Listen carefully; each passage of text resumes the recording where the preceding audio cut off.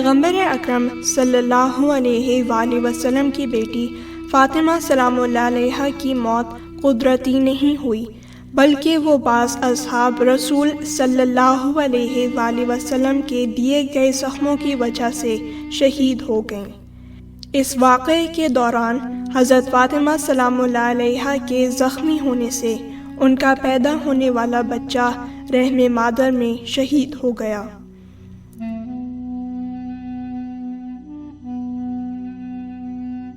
अल्लाह ताला ने ये आयत अहले बैत अलैहिस्सलाम के लिए नाजिल फरमाई, लेकिन इसका बदला उम्मत ने किस तरह अदा किया।